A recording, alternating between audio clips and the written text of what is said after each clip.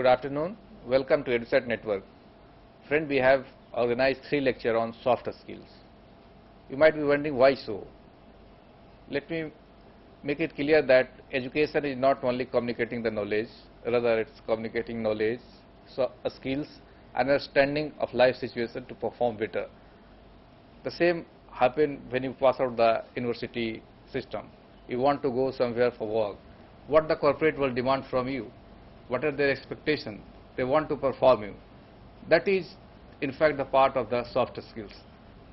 There are several components of soft skills which we discussed today. The major one, the communication skills, presentation and grooming skill, and there are various others.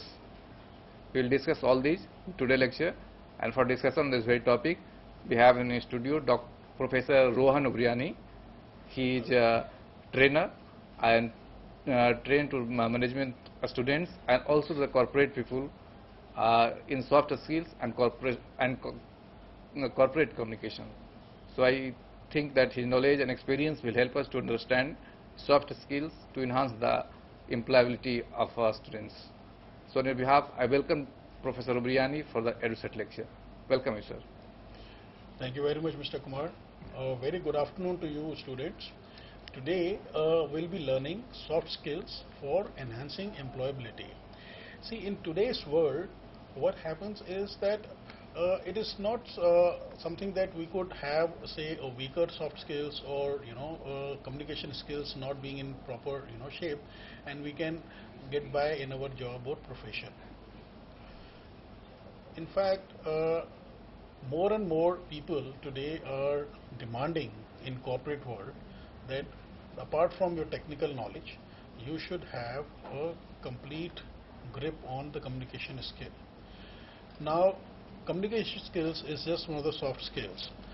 Now, when we go to any company or when we are interacting with, say, people on the phone, when somebody calls, today you will see the quality of the people when they talk to you in terms of the words that they use and the tones that they use, and the entire structure of their communication is far superior than it used to be earlier.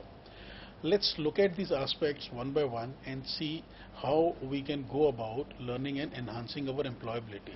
Today, just having a degree of, say, a management MBA degree or an engineering degree, or even for that matter MBBS degree, it's not sufficient or a guarantee to a great career. Beyond a point, it's if suppose for a corporate, for a selector or for an interviewer, there is one qualified person, MBA or an engineer, with just a degree and a technical knowledge, and there's another person who not only has that particular degree and technical knowledge but is able to communicate well. He has a complete command of soft skills. He would be preferred over the previous candidate because not only he can perform well technically, he can also communicate well with the people that he works with inside the organization and outside the organization. Let's look at each one of them one by one. Now, what we mean by soft skills, they primarily are composed of these 3 components. One is your winning communication skills, and the other is your impressive presentation and grooming skills, and lastly, the expectations of the corporate world from young qualified professionals in terms of your delivery of the value to the organization through your technical expertise and your communication skills. Now, let's look at the communication. Today we will be covering the winning communication skills required to perform and deliver a expected value to the corporation that you work for. Communication skills primarily consist of 5 components, which include speaking skills, listening skills, writing skills, body language, and reading skills. We'll take these skills, we'll discuss these skills one by one, and we begin with the speaking skills. Now, there is a very interesting aspect to having speaking skills. Everybody in the world does speak. I mean, barring the people who are not able to speak, each one of us are, under the belief, or we firmly believe that we speak very well. nobody would actually agree, most people wouldn't agree that they are not, good speakers or they can't speak well. Everybody thinks that he has a command over the knowledge or command over the language, and whatever he says is the best manner of speaking. So internally, we firmly believe that we are good at speaking whatever language you speak, whether it's English or whether it's, Hindi or any other regional language that we know of. When we interact with people, whether we interact people officially using English language or any other language, or we interact personally with people around, socially, with relatives, friends, or whatever. So when somebody speaks whatever language or whatever matter, he or she believes that is they are speaking very well, they have no problem. This is one part of the story. The other part of the story is we have views and opinions on people who do not speak well. We say he or she doesn't know how to speak. We also have that this guy can't speak, he can't communicate well. If we were to say in Hindi कि उसको बात नहीं करनी आती, वो ठीक से बोलता नहीं है, things like that. So when we connect these two views together, on one hand, everyone believes that he is a great speaker, he or she is a great speaker. On the other hand, we know people who do not speak well. What does it mean?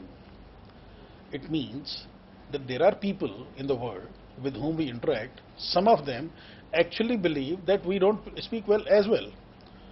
If we have opinions about others, others also have opinions about us. So how does one find out whether in reality you are a good speaker or not? What requires to be a good speaker? One is that to find out from the people in your close circle privately that whenever I talk to people, is there any problem that I, create by communicating in a particular manner that I do. It could be a problem with the language, it could be a problem with your diction, it could be a problem with your pronunciation, it could be a problem with your vocabulary also. Probably you use the same words over and over again. Or it could be a problem related to a repetition. Some people keep repeating the same damn thing over and over again. While one speaks, it's generally very difficult humanly to find faults with your own speaking skills, because when we speak, psychologically speaking, when we speak from the perspective that we are giving it our best, but sometimes that best is not good enough. And it is for the listeners, and especially the people who are your sympathizers or people who are close to you, who can give you a very genuine advice. And sometimes you get it also, but largely the best way to improve your speaking skills is to find out from the people close to you that where are you going wrong? Is there any way you can improve upon? So they will tell you that you have a problem with the language, you have a problem with the vocabulary, you keep repeating things, and your diction is an issue, or your pronunciation is issue. But speaking is something which is your first introduction, probably a second introduction after your, to a new person, because first introduction could be your, the persona or the look that you have from head to toe, and the second introduction is when you start speaking to the people, and people start forming opinions also. And these opinions carry far more weight than your qualification and your experience and your biodata or whatever impressive strength that you have. And that is why in every organization, whether for a junior level or for a middle level or for senior level, interviews take place, because in the interview they want to find out what you have written on the biodata is matching with what you say, because it should, whatever strength or the qualifications that you have acquired over the years, it should come through when you talk to people. That is one aspect. I think we will have to go through each aspect in a summarized manner, because by itself it's a big subject which can take a long time to explain and teach, but we'll touch upon the importance of it and importance of each of these skills and how they can be improved in a very shortened manner. Listening. Now, everybody would react in a manner that, okay, listening is something that I do all day. Listening I've been doing for many years, so I'm a great listener. I mean, I haven't come across a person who says that I'm a poor listener. I have a weak listening skills. I haven't come across such a person because everybody says listening may. What is there in listening?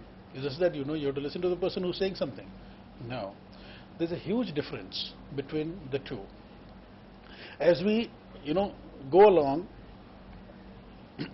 okay, as we go along, in the listening skills study, what we come across is that most of the time people are not listening to the person they are exposed to, whether it's a teacher in the class, whether it's parents at home, whether it's your society, neighborhood, friends, or any other person that you interact as a part of your daily dealings with the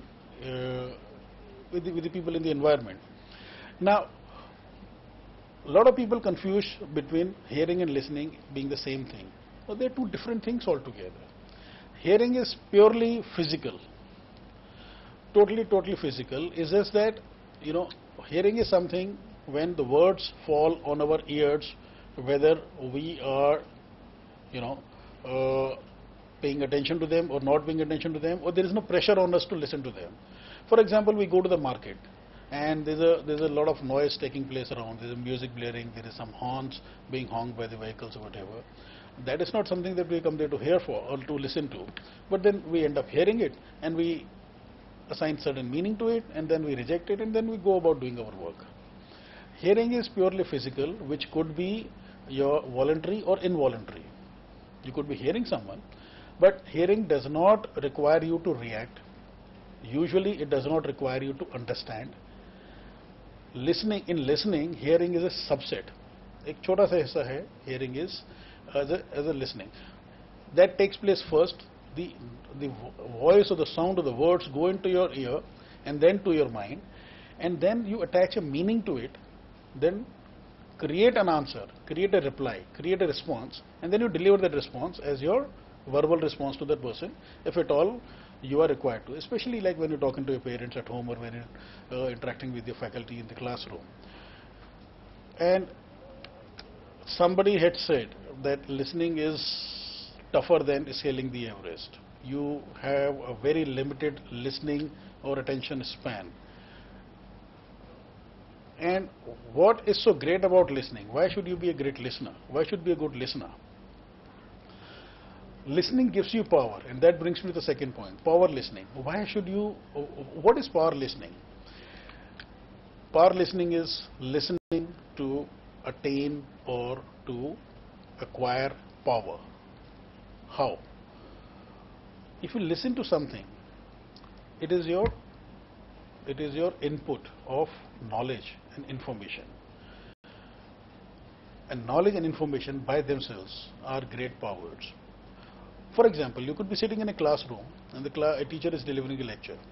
He's prepared that lecture over a period of time, spent few hours, created some knowledge, and he's come to the class to deliver. So in a class of say 30, 40 or 50 students, then 15, 20 could be paying good attention to him, the other are not paying attention. At the end of that class, whether it's 1 hour or 2 hour class, whatever it is, some students who paid attention and learned from that lecture, they are a step ahead of the students who have not done so. So what happens as the time goes, when the exam time comes in, the students who have paid attention, they have the knowledge, they don't have to worry about how many marks they will get and what all they have to prepare, what they know, what they don't know.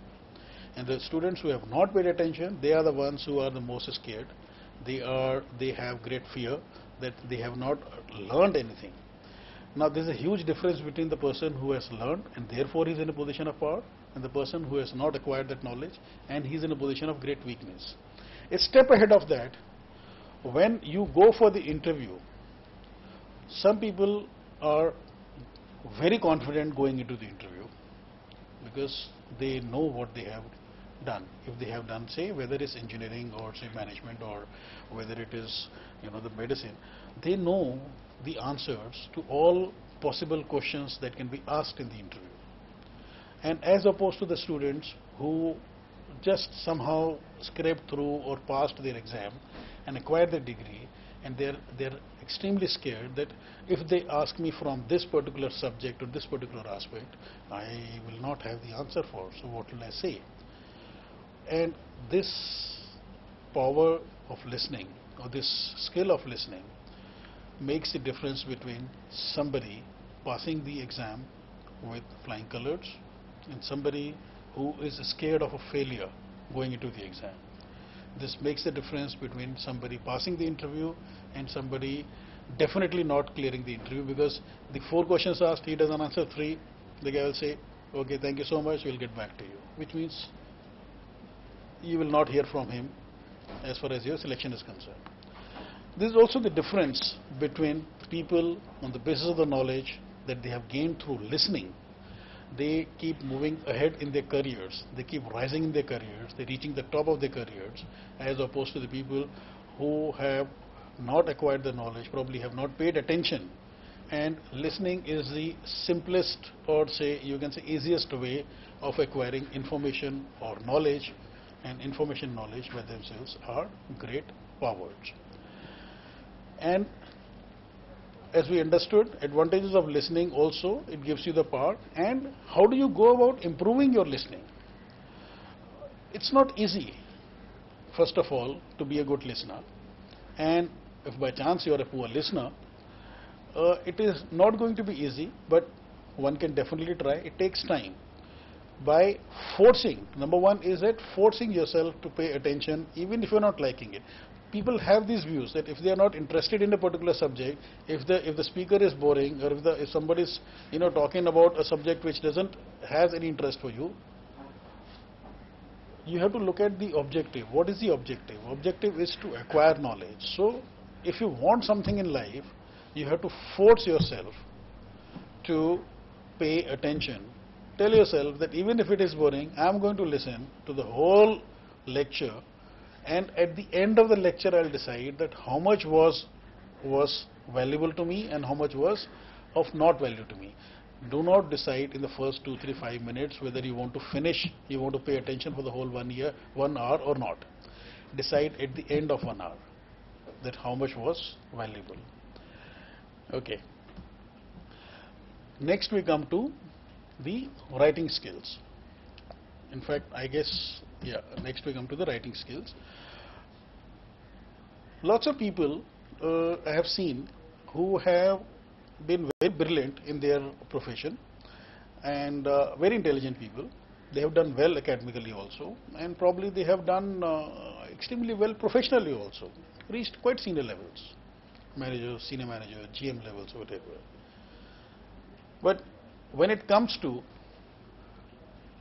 somebody telling them, or it is required of them to write a letter to someone, or to reply to a letter which has come to their table, or come to their responsibility area, they have a lot of problem constructing, or say developing a letter.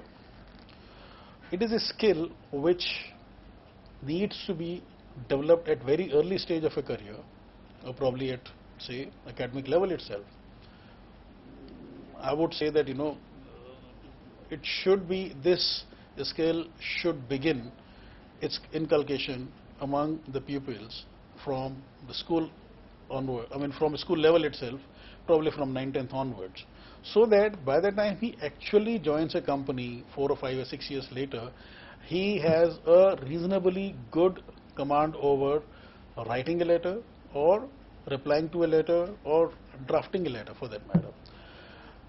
In writing skill, the first and foremost point is that what needs to be written. Now that depends upon many factors.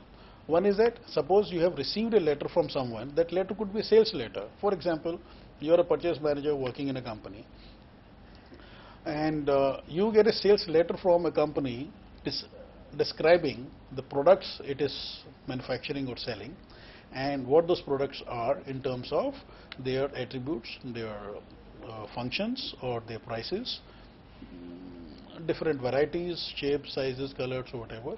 It's just giving all those details and requesting you to buy it from them and giving you reasons why should you buy, in terms of giving comparisons with their competing products and how they're superior to them in terms of quality, in terms of variety, in terms of prices, whatever. Now, if your boss tells you to reply to this letter in a positive manner, asking them to come for a meeting, you will have to understand the entire purpose of that letter, sentence by sentence or word by word, and write. Today though you write emails instead of letters on a paper and sending it by courier. So you'll have to prepare the answer, understanding what they are saying and also communicating what is your requirement, what do you expect them to do. Either you're asking for more information regarding the same set of products or the services that they provide, or you require them to come for a meeting with you so that you can discuss it and see the possibility of actually engaging in the business. Or it could be a negative response. Say suppose you're directed to tell them that okay, we do not require these kind of products or services at this stage of time, and we'll get back to you as and when there's a requirement. So whatever be your reply to them, it has to be first written in point form. This is what I'm saying in the second point. You jot down the main points, what you need to communicate to them in terms of what is your reply to them, whether it's affirmative or whether it's negative, and work on those points, and those points should always be in a logical and continuous manner. Sometimes, okay, when we write personal letters to say our friends or relatives or whatever, there we are not that serious about the continuity or the logical the flow of the information. We could be telling something as and when it comes to our mind. We could be detailing them about some events in the past in a very say not in a proper say historical say manner, that something which happened 2 days later we're telling first, and something which happened just in last 1 hour we're telling them later. In official letters, you have to be very logical and continuous about your points. So it's better to jot down points first, and then either you create a first draft on your own. In this particular activity, not only the points are important, but your ability to construct correct sentences also comes into play. Once you have done both, jotted down the main points and created the first draft, it's advisable to consult an expert. It could be your senior, it could be your boss, it could be a colleague who actually is not doing the same work. I mean, you may not be in the same line of reporting. So it's always better to consult an expert, because that he can also bring some value to your drafting, and more it is improved, the more impact or the better results can be achieved by sending that improved letter. And once you have consulted, say you can consult more than one person also, 1, 2, 3, 4 people. But this is something when you start working. But it's better that ideally you should learn this skill as early as possible, even before you start working. As I said, this ideally should be, this training, this skill should ideally be delivered at the school level from 9th, 10th onwards, so that by the time you actually finish your say post-graduation, you have a good command over drafting good, effective, result-oriented letters over a period of say 6-7 years of training and practice. Because practice is also very critical. The more you write, the better writer you become, and the more command over language you have. And all this, and when the results start coming in with your effective writing, it boosts your confidence also. And then probably, who knows, from being a learner of writing skills, you could actually become a trainer of writing skills. And the final letter should be such that when it reaches the person whom it is intended to, he should actually see that letter as if you're sitting in front of him and saying all those words written on that piece of paper. That is the final and say ultimate objective of writing a very effective and result oriented letter. in the next skill of understanding body language, I think most of you would have been exposed or say would have heard of this term called body language. A lot of people keep using it, and I'm not very sure how many people actually understand the meaning of it and why it is important in a communication skill. I think to begin with, I will touch upon this Mehrabian model, which is a very, very eye-opening model from the perspective of all the communication that takes place between say two people or say more than two people, and we put a lot of emphasis on the words, whether it's spoken words or whether it's written word. The words that we acquire, there's no doubt that the words have their own importance, and your ability or your command over language and your command over the particular manner of speech is very, very important. But more than the knowledge of words or knowledge of language is the ability to understand the body language of the people you interact with. Also to understand that when you talk to people, what kind of the body language cues you are delivering to the listeners of your speech as well. Mehrabian model says that 7% of meaning is in the words that are spoken. What does it mean? It means whatever I say to people, people attach importance, only 7% importance to the words that I say. Those words could be, say, for example, very simple. Sometimes somebody has done something for you, or somebody has delivered a service to you, and you're saying thank you. Now, thank you is a very simple, communication, and it is a complete sentence by itself where I is silent. The complete sentence is I thank you, full stop. So we don't use that word I, and we say thank you. Now, when you say thank you to someone, for example, people are not going to take it as 100% true and correct coming from your side. Only 7% of this term is considered to be important from the listener. Where else is putting the importance on? 38% of meaning is paralinguistic, which means the manner in which the words are said,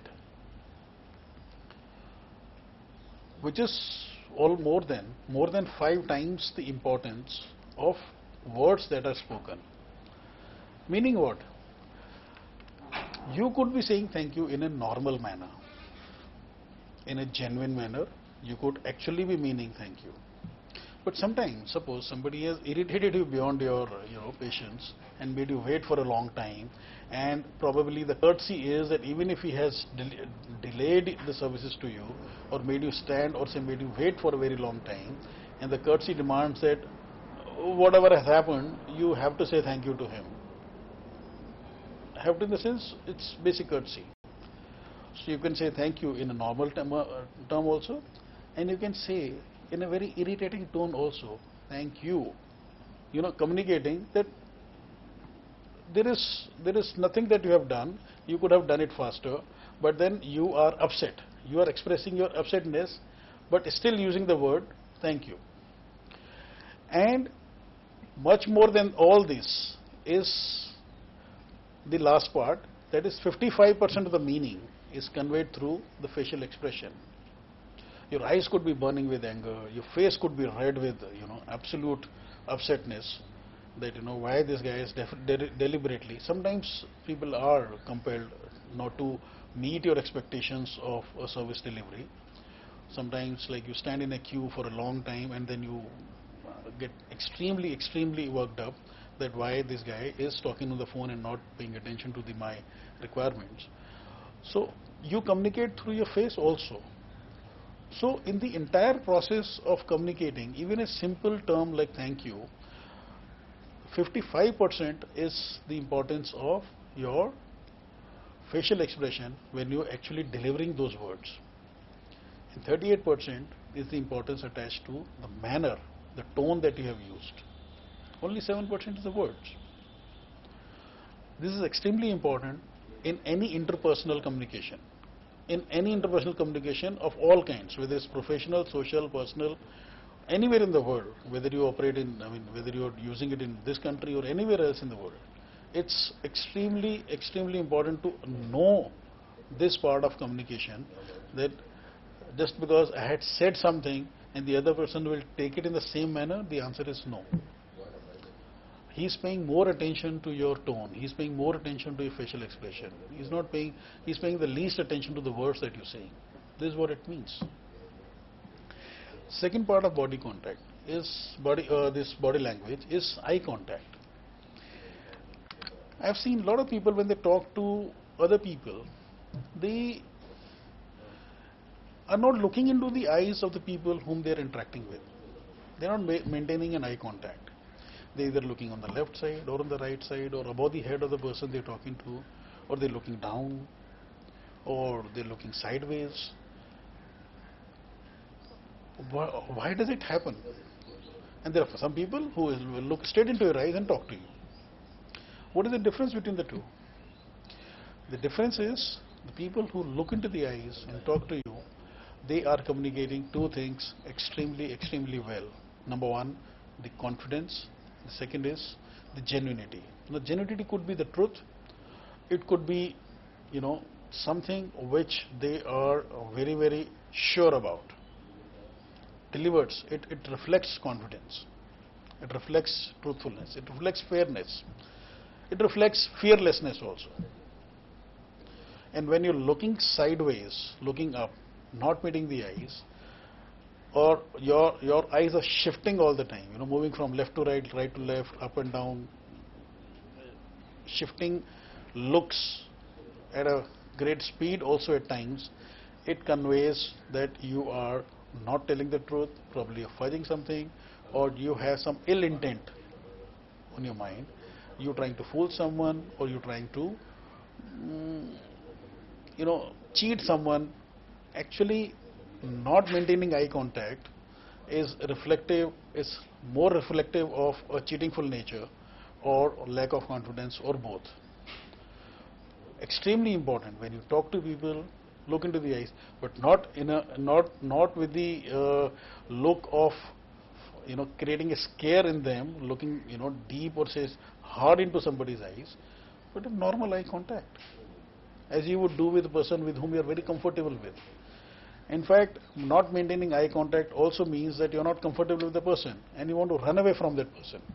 But just because there is some compulsion for you to be there, some compulsion of either the status in the society or probably the official status that you have, you got to listen to that person, or you got to be with that particular person for that period of time, say 5, 10, 15, 20 minutes or half an hour. Even if it is so, see, it works both ways. You could be doing this to the other person without knowing about it also. Or somebody else could be doing it to you, and this knowledge actually, even if it is not, acted upon, or it is not absorbed in a conscious manner, it operates at a subconscious level. Even if the person is illiterate, he doesn't know the body language in this, technical domain, he would know from experience that somebody who is not maintaining eye contact, there is something wrong. There is some issue. And what is that issue? That he becomes curious about finding out that why this guy is not looking into the eyes. You must have seen a lot of people say, you look at me when I'm talking to you. They get upset that you're not looking at them when you're talking to them, or when they are talking to you. So, when you talk to people without maintaining eye contact, these are the negatives that you convey. The untruthfulness, lack of confidence. And when somebody is talking to you and he is looking into your face, he wants to maintain eye contact, but you are not allowing him to do so by shifting it into, it is a mark of disrespect. It is seen as an insult that I'm talking to you and you're looking sideways, which means that the other person, whatever he's saying, is of no importance to you. You are conveying that why are you wasting my time? I'm not interested in listening to you or even, standing in front of you. And I want to run away from here and I got better things to do in life. This is what you're communicating. So it irritates. It's an insult. It's disrespect. So please understand, even if it is true, it's avoidable to do it unless you are inviting trouble for yourself, especially if the person whom you're interacting with is in a position of power, any kind of power. It could be a parent, it could be a teacher, it could be a boss, it could be any other person in a powerful position, and he can use his power to actually communicate how insulted or how disrespectful he feels about it. Okay, next we come to the facial expression. Eyes are a part of the face. So what facial expressions that we're talking about? What it could be?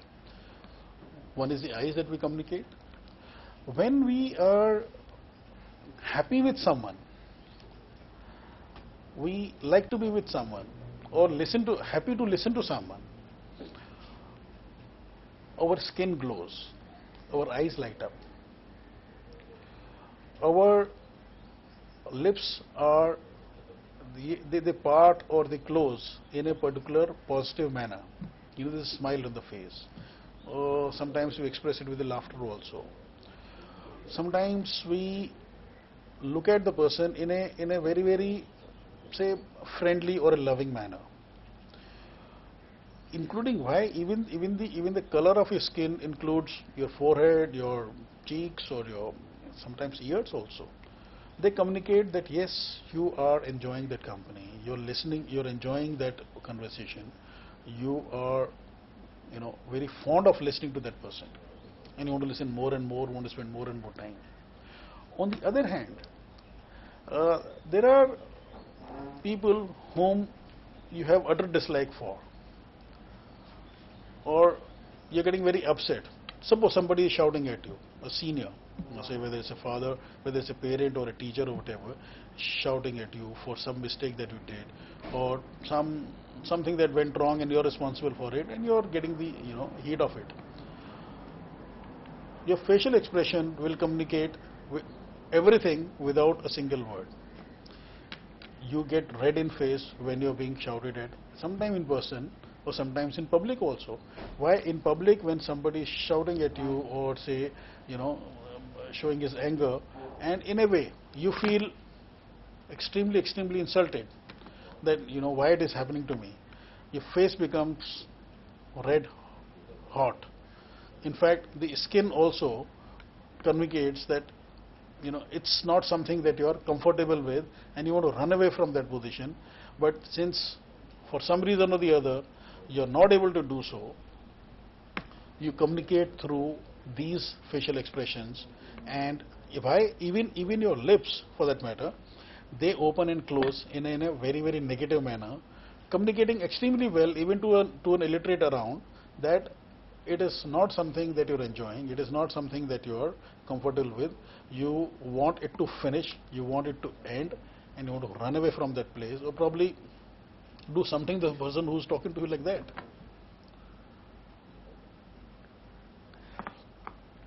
And the last point in body language that we come to is bodily movements, postures, and gestures. There is a particular thing that we do. I mean, when we listen to some people or when we're talking to people, we don't do that with absolute stillness about the body. There is something that we keep doing with our hands, with our head, or whatever. A tilting of head in a particular manner expresses either positivity or negativity. For example, you could just hold your chin onto your hand and bend it either on left or right like this. It communicates to the speaker that you are enjoying that conversation, you're enjoying that particular lecture or the speech that he is delivering, and you're interested and you want to hear more and more. On the other hand, when you are not interested in a particular speech or in a particular speaker, what you're communicating through your, like for example, you could be, so a lot of people when they listen to somebody, and if they if they are not interested in listening completely, or they just want to run away from there because after say 5 or 10 minutes they have basically, you know, decided that it is not something which they want to do or which they want to listen to, they start playing on the table with their hands, which we call, playing tabla on the table that is closest to them or whatever. It very irritatingly is communicating to the speaker that whatever you say is quite boring and we are not interested and we don't want to waste any more time. My advice is, even if it is so, please never ever do that to a speaker, whosoever it may be, because if you're sending a negative signals to the person, even if he's not very interesting or very good at speaking, whatever he is speaking on, it's a mark of, it marks disrespect and insult again. If somebody is not being good speaker and you are there for some reason, whosoever it could be a teacher or it could be a parent or it could be a boss, if you communicate negative, then you're asking for trouble. And if somebody else is doing it to you in a reverse situation, when you are the speaker and somebody else is doing it, then what should you do? You should take it as a hint for doing something about what you're lecturing on, what you're speaking on. Do something about it immediately on your feet to make it more interesting for the people who are listening to it. In fact, a smart speaker will take these kind of cues to make changes as he's going about the entire speech. Because if you have prepared something at home and you come to deliver and you find that halfway through the speech people are looking sideways, they're playing tablas and they are talking among each other, these are all signs that either you should wind up quickly or you should make it more interesting, thinking on your feet at that particular point of time. It's not easy, but it can be done. There are a lot of speakers who do it also.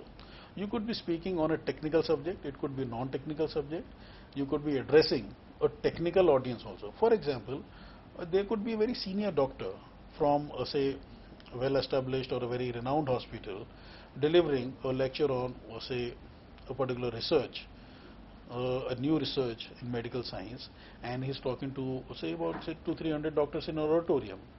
Each one is technically qualified to understand what terms or the matter that he's talking about. But more than the matter itself, what matters is in which manner he's delivering it, whether it is making sense, whether it is logical, whether it is coherent, and it is interesting for the audiences. If they realize that in the first, suppose that is supposed to be for say half an hour or 1 hour of that speech, in the first 10 minutes usually the audience decides that they want to listen to the balance part or not. So therefore it is very, very important that taking cues from the audience, how well you are speaking, is the most important aspect of delivering your speech, or you're talking to the, why it could be, it need not be a speech or say your lecture in a classroom or an auditorium. It could be talking to few people in a party also. It could be just 3 or 4 people whom you're talking to, and you realize that in first 5-10 minutes whether they are interested in listening to you more or they are looking for somebody else to go to. So therefore these should be taken as a learning cues rather than getting upset about. And if you're not able to find out what you need to do, get in touch with experts. Look at the people who are doing this work better than you do and learn from them. Like one of the things that I learn today greatly from are the TV commentators or TV news readers, for example. Each TV news reader, whether he comes on say English TV news or whether it's Hindi news channels, just look at the way they are delivering their speech in terms of, they sit very quietly with minimal of say bodily movements and usually keeping generally an overall cheerful look on their face, and they're delivering their news in a proper language, proper tone, proper diction, proper pronunciation. They are trained to do that. They have acquired this training over a long period of time, and they have practiced it, they have experience, and it's a acquired skill over a long period of time. Just looking at them, just paying attention to them, just simply listening and looking at them continuously for a long period of time, say for example 1 hour every day, you pay attention to, you listen to the news seriously, attentively, with full focus. It's not something that you're doing something else and you listen to the. This is what we do most of the time. When we go home, we listen to the news or we listen to the people, and we watch films also, and we do other things also. Um, whatever work that we have at home. What I'm saying, if professionally you want to improve on these skills, it's advisable to look at the TV news readers, whichever language they are from, whichever channel you like, just pay attention with full focus, with nothing else, distracting you in that environment, and see whether you can emulate them. Emulate does not mean copying them. Emulate meaning that if they are, the first and foremost part of the emulation is that if they can do it, I can do it also. That kind of confidence. They are also human beings like me. If they can do it, I can do it also. Let's find out how they have reached this stage. And the only way to reach that stage is training and practice. This is what every expert has done all their lives. The other parts of say other aspects of bodily movements, gestures and postures, all kinds of things.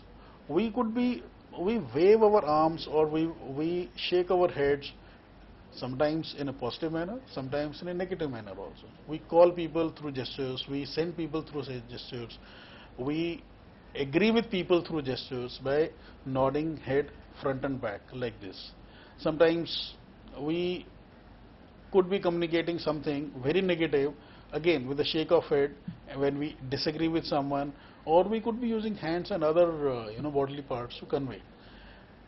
One will have to be smart enough to understand it in two ways. One, if somebody else is doing it to you in your conversation, you should be able to attach a meaning to that. Secondly, once you understand what different gestures, postures mean, you should be controlled in a manner of communicating yourself to the other people any negativity which could go against you either academically or professionally. Okay, now we come to the reading skills. Lots of people have given up reading in the last few years. It's understandable also in a way, and not understandable also. Reason is probably, if I were to look at it from my personal viewpoint, we in our student days, we were very well encouraged to read primarily our academic books and sometimes non-academic also. In fact, we used to read a lot both ways, academic as well as non-academic. We had libraries to go to, we still have them. But reading is also a great source of power, because reading gives you more information, more knowledge, and as I said earlier, information and knowledge both are great powers by themselves. So it used to be a great learning, learning ways of new things, but these days the reading has gone down so badly that people are dependent upon each other for more and more knowledge. So say for example, say in our class of, say suppose there were 40 students in my class at any given point of time, whether school, college or post-graduation. In the olden days you would find at least 30 who are into a well-read category, the people who used to remain up to date with whatever latest is there in the market in terms of new books or new knowledge or new magazines or new journals or whatever that come through. And 75% people used to be very avid readers. They used to be very focused readers, and they used to always chase for new books and find out what's happening. Today, this ratio has become reversed. Not even 25% people are interested in reading. And on the other hand, today, the availability of reading information is probably 1,000 times more. I mean, look at the internet is full of information. There are a lot of people who are visiting sites also. But probably one reason of reading going down is the advent of internet. And in our days, the availability of reading material was less. Today, the problem has become absolutely opposite. There is too much to read from, and you don't know what to read actually. So that is also an issue. But first and foremost is the inculcation of the habit of reading. Reading is fundamentally is the same as listening. Only thing is that both require different kinds of effort. Both have a great demand on your say your personality to pay attention. Both require attention, and both have the same source. Both are same sources of the same power. Listening adds to your knowledge and information, and so does reading. Whereas listening will have your lesser, opportunities of listening to people because they're not available to you all the time. Where reading has an advantage that you can read anytime you wish. You can read anytime during the 24-hour period. And today you don't have to spend time or on say travel or on fuel to go to a place of say library or say university or college or whatever and get those books and bring them home and then you have to return. Today if you have access to the computer or internet, it's available to you.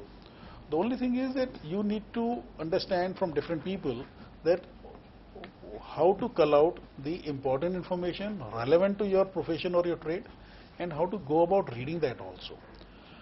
The second thing is creating a discipline for reading. Creating discipline means that you could be reading say for 2 hours today and not read for next 15 days and then again you read for an hour and then you don't read for another 15 days.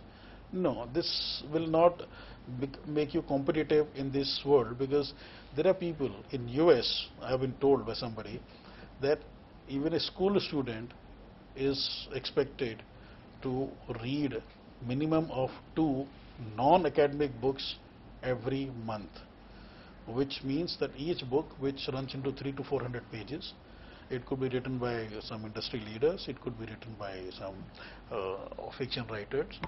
They also add to your knowledge. They actually supplement your academic knowledge. Even if you read 2 books a month, it's sufficient, whether they're academic or non-academic. You could actually differentiate between the two. You could, 50% you go for academic, 50%.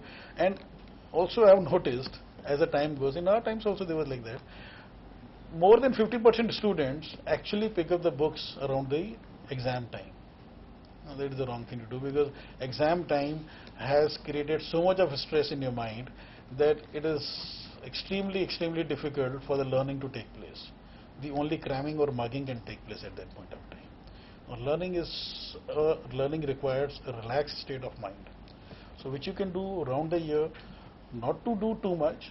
I think 2 books a month is sufficient, whether academic or non-academic, as I said earlier.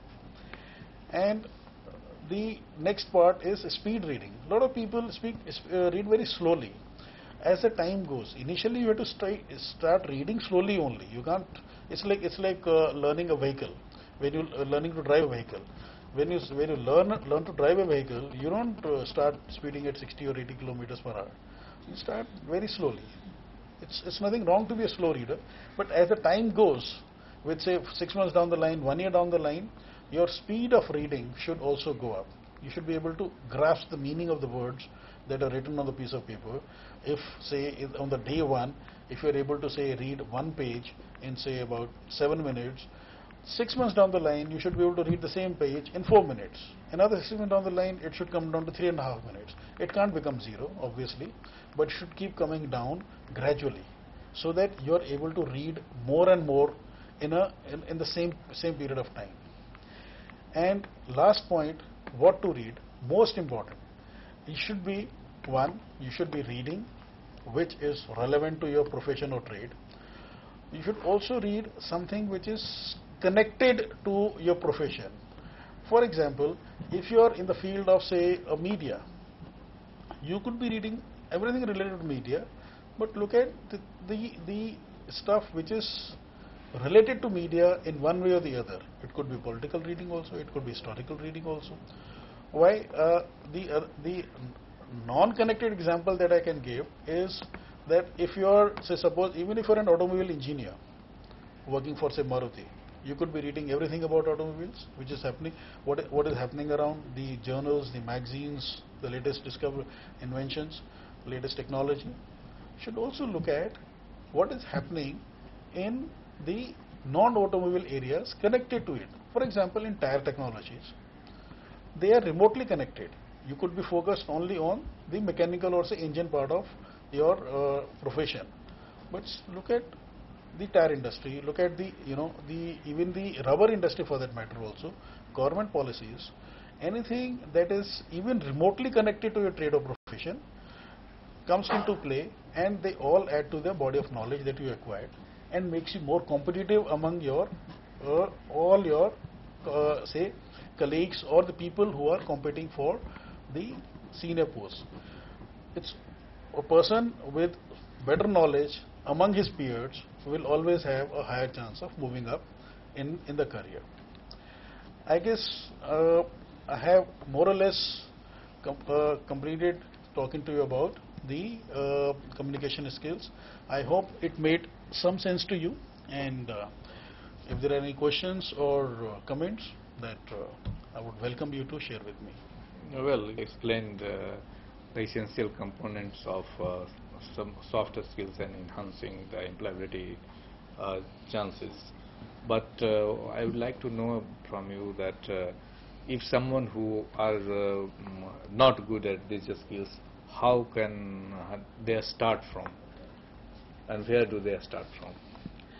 See, number one issue is that the person should first be complimented upon his or her desire to improve the skills, because this is the first step for improving them. Why I'm saying so? Because I have come across many people who have inferior or weak communication skills, and they do not believe so. They remain very strong about that they don't have any problem. So the first and foremost is the identification of the issues that one has with communication skills. And the second is that very honestly put down on a piece of paper in private, where is your problem? Is the problem with your diction? Is the problem with your pronunciation? Is the problem with your language? Is the problem with your vocabulary? Is the problem with your sentence construction? Now, I think a couple of points probably got missed out in my slides was that where we talked about that it's a lot of people I have noticed that when they speak English, especially for our country, they use non-English words also while communicating. There's no crime, but it should be avoided. English must be spoken in the manner English is spoken. Hindi must be spoken in the manner Hindi is spoken. Any regional language that we have in the country must be spoken in the manner it is spoken in that particular region only. Now, speaking English in a Hindi manner, speaking English in a, say, a South Indian manner, people do it and they get by, but it is noticed, it is noticeable. So, the important aspect of improving upon the communication skill, whichever language it could be, since English is our business language, so we focus more on that in a professional lecture like this, that one will have to see the people who speak well. People, I have also noticed, say for example, there is one issue I have seen with a lot of people, as they begin their sentence and when they are about to complete the sentence, their volume drops towards the end. So the last 2 or 3 words are not audible to the person who's listening to them. Every single word must be spoken with the same strength towards the right up to the end, not giving a chance to the person to say that I didn't hear the last 2 3 words that you said. So the first and foremost is that identification of the problem that one has, and then also talk to some very close, confident people around and say, okay, these are the problems I believe I have. Do you think are they okay, or is there anything else that I have a problem? So first complete that list yourself and with the people around with whom you can share freely that what issues you have with your communication skills, and then look for a proper training place, a proper trainer who can actually train you. It could be an institute, it could be an individual, it could be a group of people, whatever it may be. See, for example, when we fall ill, there is a problem that we have, there is an issue that we have. So what do? We look at either a doctor, individual doctor, we go to a hospital, or we find out from some elders in our environment that I got a stomach ache, I got a headache, so they probably suggest home remedies. Either way, getting help, a professional help, is very, very important. So, well, friend, as you heard it, the first thing is to identify the problem, then you fire up your desire to overcome it. Only then you can learn the art and trade of the trick of the trade. Sorry, I missed it. So this is the what Dr. Rohan Ubriani wanted to communicate to all of you. So I hope this lecture help you to make your soft skill and employability chances to enhance. So with this we conclude the lecture, and I thank all of you for watching the lecture, and on behalf I thank Dr. Rohan Ubriani for giving such a wonderful lecture on this very topic. Thank you very much. Thank you, sir.